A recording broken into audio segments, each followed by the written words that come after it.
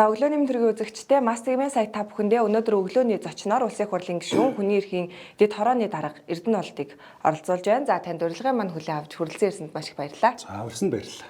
За яг одоо их завгүй цаг хугацаанд байна. Тэгээ өнөөдөр бол утааны агаар ашны бохирдлын асуудлаар одоо сонсголын урдчилсан хилцүүлэг явах гэж байна. Таны хувьд өнөөдрийн хилцүүлгийг ахалж явах гэж байгаа тийм. Тэгэхээр энэхүү хилцүүлгийн талаар мэдээлэл өгөөч.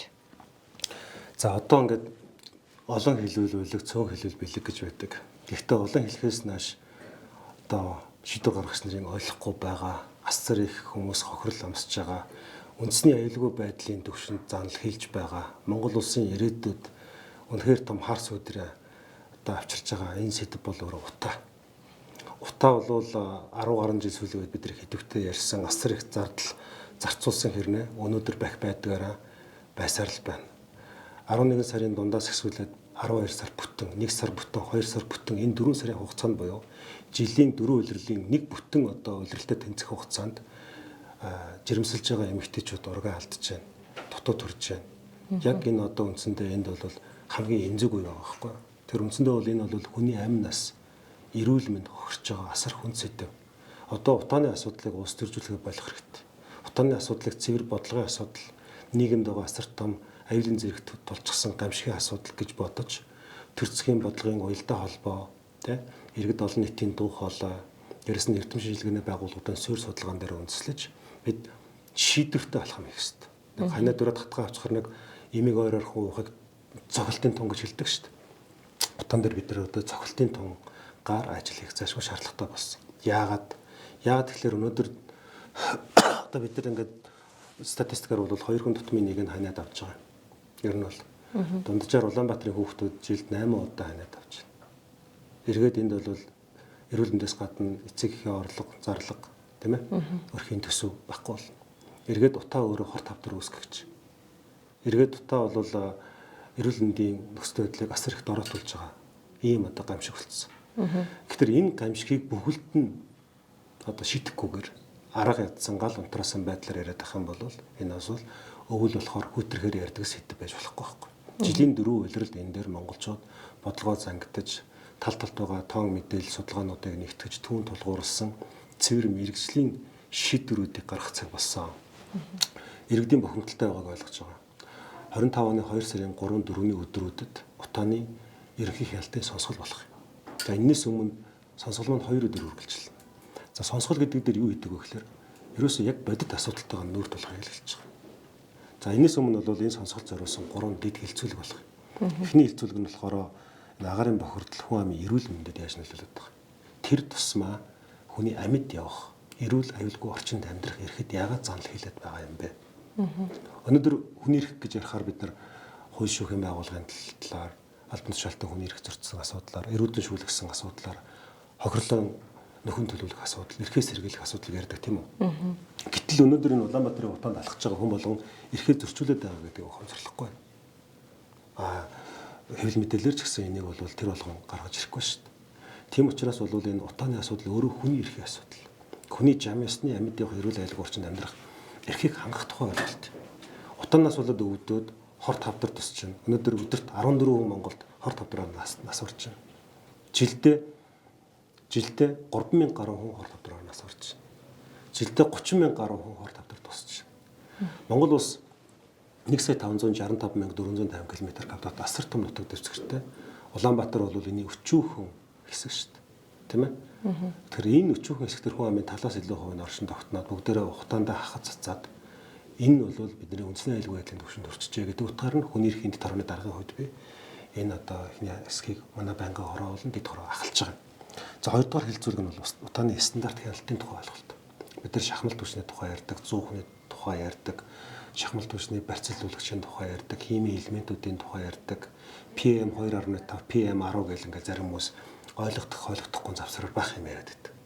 Энэ бүх зүйл чи яг юу гэсэн үг вэ? Тэг 1100 хийгээд асуудал шийдэх юм уу? 1000 утаагүй 100 хийгээд байдаг, утаатай 100 байсаар байдаг. Шахмал түвш хийгнэ гэдэг энэ нэргээд эдийн засгийн асар том цавчаа юм шүү.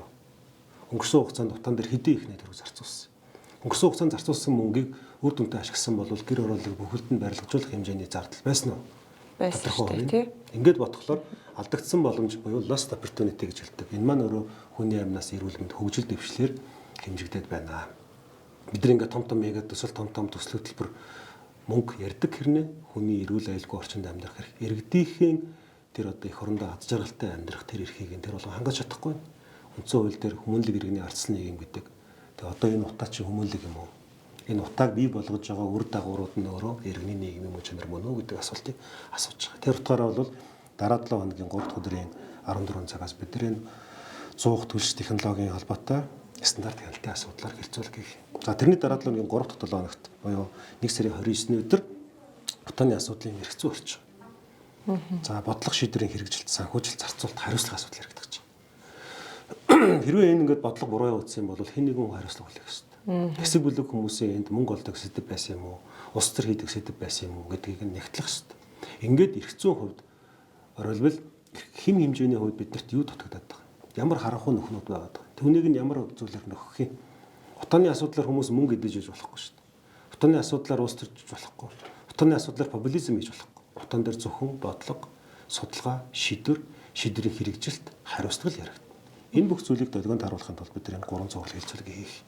Ингээ 2 сарын 3-4-ний өдрүүдэд бид ерхий хэлтэй сонсголоо хийгээд утааны асуудлаар эрүүл мэндээр хогшсон гэр бүлийн хүмүүсээ алдсан хүмүүс.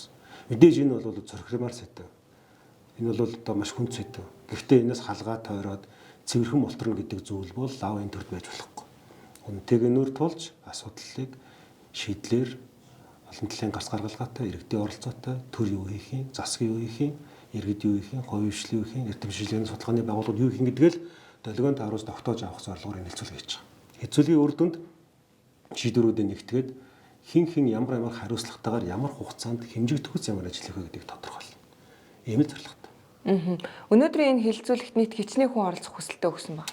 Өнөөдрийн хэлцүүлэгт 44 хүн одоо нээлттэйгээр оролцохоор саналаа цахимаар ирүүлсэн байгаа. Бид бүгдийг нь оруулж байгаа. Дээрэс нь одоо судлаачид, экспертүүд буюу одоо яг энэ утаа өвчлөлийн хам шимжийг судалж байгаа, харилцан холбоо хамаарлыг судалж байгаа, утаа хор тавдрын хамаарлыг судалж байгаа, утаа ба одоо ургийн ажигт яаж нөлөөлж байгаа, жирэмсэн эмэгтэйчүүдийн болон тэр Монгол улсын ирээдүй болсон өр хүүхдүүдэд яаж занд хэлж байгаа, тийм утаа бол одоо ингээд зөвхөн эрүүл мэндээсээ гадна бас юм нийгмийн сэтгэлгээний хувьд бол асар их хүн дарамт болсон шүү дээ. Тэр энийг одоо судалж байгаа эрдэмтэд яг бодит байдал ямар байгаа тухай л одоо тоон үзүүлэлтээр дүгнэлтүүдээ хэлэх.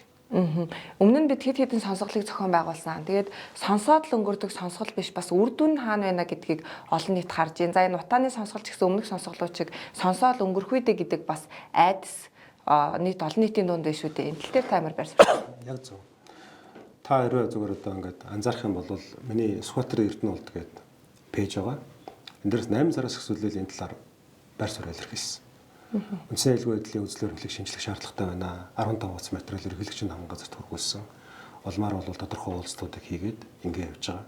Тэр үндсэн аюулгүй байдлын зөвлөлд болон үндсэн аюулгүй байдлын үзэл баримтлалд болон одоо энэ эрх зүйн хүрээнд бид яг юу хийх ёстой юм. За улсын хурлын 24-28 оны стратегийг баталцахад оролцлоо.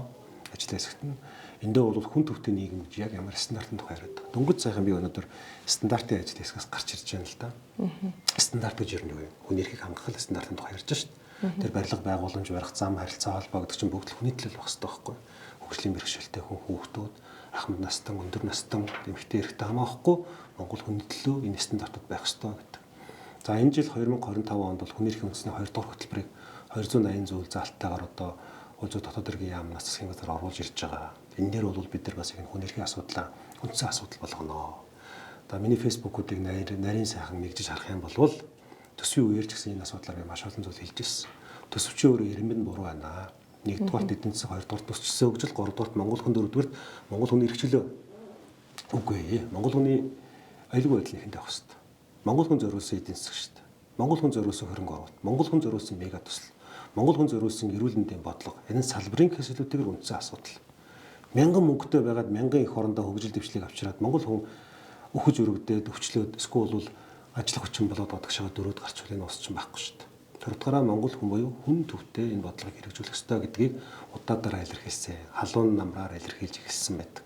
Тэр утгаараа бол энэ итгэл үнэмшилтэд хөтлөгдөж бас энэ хүний эрхийн дэд хорооны ажлыг хийж байгаагийн хувьд бол энэ амьдрах хүчний аюулгүй байдлын стандартын асуудал бол хүний эрхийн гол асуудал юм а гэдэг ийм итгэл үнэмшилтэй байгаа. Улсын хурлын даргын 99 дахь захирамжаар бас энэ хүний иргэний шаардлагад нийцсэн эрхийг нь хангасан стандарт бүхий орон байртай байхад чиглэсэн хуулийн төслүүдийг босруулах ажил хэсгийг миний бие ахлаад явж байгаа. Энэ утгаараа бол ингээд харилцан уялдаатай олон ажил хэсгүүдэд ороод явж байна. Үнэхээр Монголын эсрэг үзэл бодолтой хүн бол зориудаар байдаггүй шүү дээ. Гэхдээ эсвэлтлэрэн мугуйд байдлаараа ус төрчлөлтөөрөө дээрээс нь хүсэл шунлаасаа болоод Монголын эсрэг үйлдэлүүдэд оролцоод явдаг хүмүүс гэж байдаг. Утгааны асуудал дээр бол хэрхэвч хинч дундаас нь мөнгө завчъя гэдэг тийм шуналтай байж болохгүй. Тийм хүмүүсийн уулах ханшуурыг нь тас зогсох хэрэгтэй гэж бодож байгаа. Одоо утаа агаар орчны бохирдлыг бууруулахын тулд бас олон тэрбумыг зарцууллаа. За 100-ын солилоо, яндангийн хөлөө, янз бүрээр л үзлээ шүү дээ. За ардчлалын намын зүгээс ч гэсэн ер нь утааны эсрэг дуу хоолойгоо хүчтэй хүргэж ирсэн. Таны хувьд ч гэсэн байр суурьаа илэрхийлж ирсэн байна. Тэгвэл одоо 3 дугаар сарын 1-ний өдрөөс эхлээд баяжуулсан нүүрсийг хэрэглэе яач гэдэг юм уу? Арай өөр шийдэл рүү шилжиж байна. Та энийг хувь хүнийхээ хувьд юу гэж харж байна? За одоо ингээ хоёлаа тоо өгдөх үү. За ингээд Монгол улсын нийст Улаанбаатар хот чинь хоошоогоо одоо нэг шарга март гэж үзье тийм үү? Урагшаага зайсан. За ингээд шарга мартоос зайсан хүртэл 20 км тийм үү? За нэг 30 дотроо байгаа шүү дээ. Урагшаага ингээд төв талбайгаас зайсан хүртэл 5 6 км тийм үү? За ингээд бүр уртлаа сунглаа гэхэд босоод тэнхлэх нь бол 35 40 км байна шүү дээ. За ийшээгээ болох юм бол одоо ингээд орбитоос төв талбай ороод ийшээгээ одоо баруун тишээгээ Баян зүрхийн товчоо. За бүр болит төр цаашаа хар усан тохой эднэр ингээд явтал ийшээ хэдэн километр руу. За нэг 30 км. За нэг ингээд нэг 30 км-ийн ийм радиус дотор л Монгол улс байна да. 30 км-ийн тийм.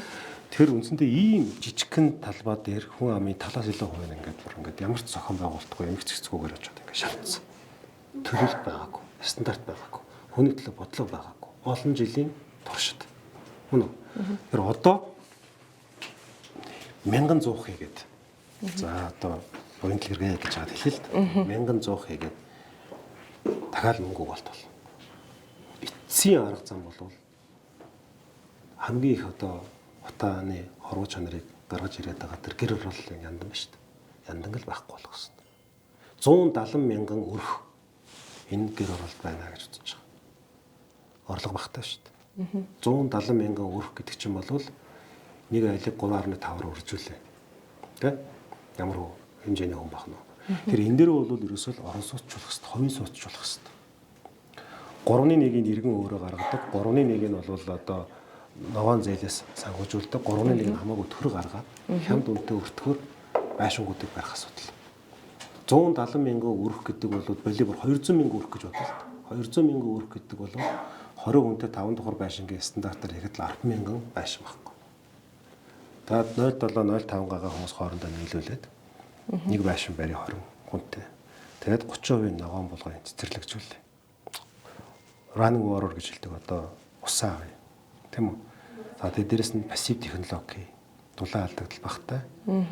Хүний эрүүл мэндэд ээлтэй технологиор байшингийн барья гэдээ байна шүү дээ. Засгийн газрын хөтөлбөрчөөс ороод байна шүү дээ. Ногоон технологи хэрэгжүүлчихээр олон улсаас ногоон зээлүүд олдох боломжтой. Хүүгүү бүр тэр утгаар буцалтгүй тусламжууч орж ирэх боломжтой байхгүй. Өнөөдөр GGGI гэж олон улсын банкны мөн санаачлагаар байгуулсан байгууллага 100 тэрбум доллартай байна шүү дээ. Дэлхийд дээр бол энд бол маш боломжууд байгаа. Тэгэхээр бид нар 200 мянга хүрэхгүй айлыг л бүгдийг ингээд орон сууцчлуулах буюу одоо сууцчлуулах ажлыг л мастер төлөвлөгөө болгож хийх хэрэгтэй байхгүй. Урт хугацаанд. Өнөөдөр 2025 он. За энийг 7-8 жилийн хугацаанд хийх боломжтой. 2033 он гэхэд бол нэг ч яндан байхгүй шүү. За хоёрдугаарт машины утаа угаарын асуудал. За энэ дээр бол стандарт тогтоох хэрэгтэй. Гэхдээ иргэдээ мэдэх эрхийг нь олохгүйгээр хүй чи буруу үрэлттэй машин олохгүй шүү. Чи тэгэн шүү. Яндангийн шүүрээр гэдэг ингээд шууд хэлэхээс илүүтэйгээр мэдэх эрхийг хугацаа олох хэрэгтэй. Тэгэд иргэдээс санал асуулга явах хэрэгтэй.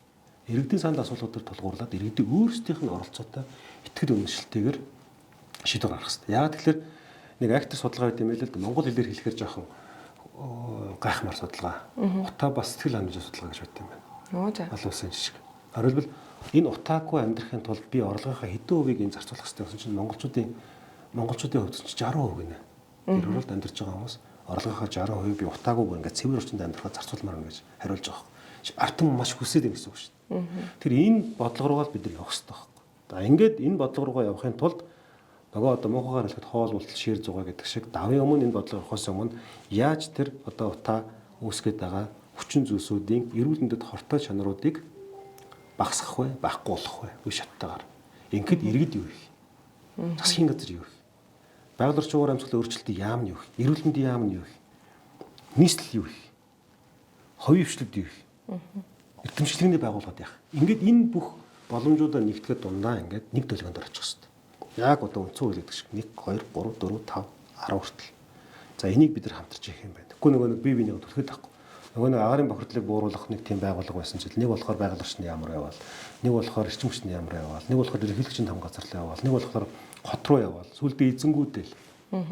Ажлыг ингэж хийхгүй. Яг нэг гараар барьж аваад тууштай. Тэхийн тулд нөгөө салбар дундын уйлдаг хангах юм зохицуулттай, долгионд таардаг, ойлголцол нь ойлгомжтой, хүлээлт нь ойлгомжтой. За бүгдээрээ 2000 дэд он гэхэд энэ зүйлийг хийх юм биш үү? Энэ алхмуудыг хийх ёстой. Тэрнээс наан цоохны загварыг 1000 өөрчлөөд дуршилтын галгаа хийгээд иргэд ойлгохгүй байна. Тэр зомголоо тэр цоохныхаа үүдний урд нь эхлээд асаа. Алуу тэр нэг утаа мэдрэгчээ хөвтүүлж биш босгож тавиа. Зайн дуусчлаа гэдэг ч юм. Ингээд явахад энэ асуудал дуусахгүй. Тэгэхээр ингээд альва нэг ингээд хавдар байлаа гэж бодоход чинь тэр хавдар чинь ямар нэгэн өөдлөөсөө шалтгаан төгслөөр холбогдсон байгаа шүү дээ. Тэгээд тэр чинь ингээд уг үндсэн судах хэрэгтэй шүү дээ. Одоо хатаг гарлаа гэхэд хүртэл антибиотикийн мэдрэг чанарыг нь харж агаад ямар антибиотик энийг устгах уу гэдэг үстэй. Тэрэн шиг яг энэ утаа бол манай Монголд бол хатаг биш хавдар болчиход байгаа зүйл дээр энийг тэгвэл шалтгаанд нөхцлөөр нь яаж байхгүй болох бөгөөд цаашдаа нийгэмд учруулах энэ өр нөлөөг нь ингэж хамгийн хор багтаагаар цаашаа бүр хорвоо төвшөнд аваачихын тулд бид юу хөө гэдгээ нэг дэлгэн дээр тааруулах хэрэгтэй. Та асуудаг шүү дээ. Өмнө сонсгол хийсэн таг үнэн. 19 он сонсгол хийсэн шүү дээ. Хайц. Баггүй. Хин юу хийсэн тодорхойгүй. Ямар мөнгө зарцуулсан нэл тод биш.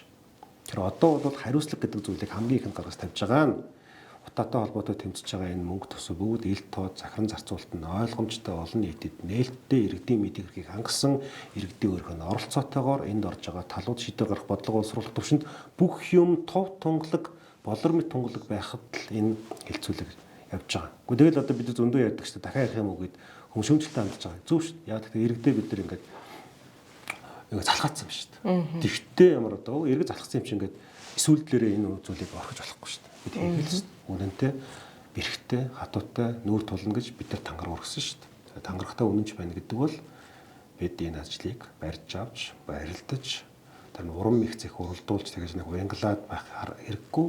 Цэврийн асуудлыг шийднэ гэсэн итгэл үнэмшил хүсэл тэмүүлтэйгээр хүмүүсийн сан шуумжаас айхгүйгээр зоригтой энийг шийдэх ёстой. За маш их баярлалаа. Цаг зав гаргаж ирсэн танд маш их баярлалаа. Өнөөдрийн хэлэлцүүлэгт амжилт хүсье. За баярлалаа. Тэгээд энэ намаас Мас ТV-г үзэж байгаа эрхэм хүндэт үзэгчтэй бас баярлалаа. Тэгээд бас хэвлэл мэдээлэл маань ч гэсэн энэ дээр манлайлж иргэдийн энэ одоо ирээдүйд асар томоор занл хийлж байгаа энэ сэдвийг бүгдээрээ ингээд хамтын хүчээр даван туулна. Үнэхээр энийг даван туулахад биднэрт номер 1 асуудал бол энийг шийдэх гэсэн итгэл үнэмшил хэрэгтэй. Мянган шалтгаан тоочод байх юм бол шийдэгдэхгүй.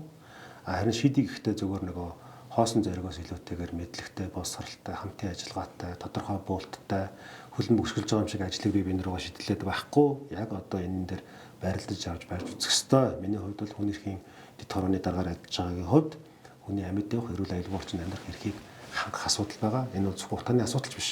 Усны асуудлаар бид нар бас лавлага авч байгаа. Энэ усны одоо Улаанбаатар хот чинь туулгороо голоор одоо өмтний ус авч штэ. Туулгол маань өөрөө 714 км дуусч байгаа.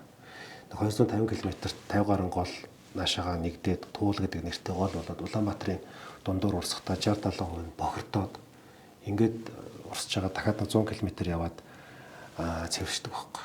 Тэгээд өдөртөө нэг 700 өдөртөө нэг 340 орчим сая литр усыг Улаанбаатарт өгж байгаа. Гэтэл өнөөдөр бид нар ингээл цэвэр усаараа жорлонгоо татчихсан, цэвэр усаараа машин угааж байна.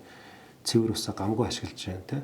Тэр үндсэндээ бол усны асуудал. Дээрээс нь одоо ингээд нөхөн жорлонгийн асуудлууд, янз бүрийн бактери, гидсний савханцрууд эргээд нөгөө хажуутлынхаа айлын гүний ус руу ордог. Ингээд ус чи өөрөө асар том бас аюул болсон байхгүй хөрсний бохирдол тий. Тэгэхээр энэ агаар, ус, хөрс буюу том зургаараа энэ амьдрах орчны асуудал бол хүний эрхийн эрүүл аюулгүй орчинд амьдрах эрхийг зөрчиж байгаа учраас бидний үнийг системтэйгээр авч үзнэ. Тэгээд та бүхэндээ бас амжилт хүсье. Саналаа, шүүмжээ харамгүй өгж байгаараа шүүмжийг бол маш одоо хүлээж авна. За ямар нэгэн байдлаар доромжлол гүтгэлгийг ч гэсэн бид нар бол сонсоод өнгөрнө. Яа тэгэхээр бол хүмүүс стресстэй байгаа учраас ойлгож байна. Гэхдээ стресс дотроос яг ажил эрх санаачлагуудыг бол хүн эрхийн дэд хороо бол соргохоор авна. Тэгээд танай хамт олонд бас шин сэтгэлээсээ баярлалаа. Бас биднийг манай хамт олныг бас сонсож энэ бодлого боловсруулах шийдвэр гаргах төвшөнд иргэдтэй минь ойрхон байх гадаа тусалж дэмжиж байгаарай гэж хүсье. За баярлалаа. За үзэгчдээ манай өнөөдрийн өглөөний зочин улсын хурлын гишүүн хүний эрхийн дэд хорооны дарга Эрдэнэ олд оролцлоо.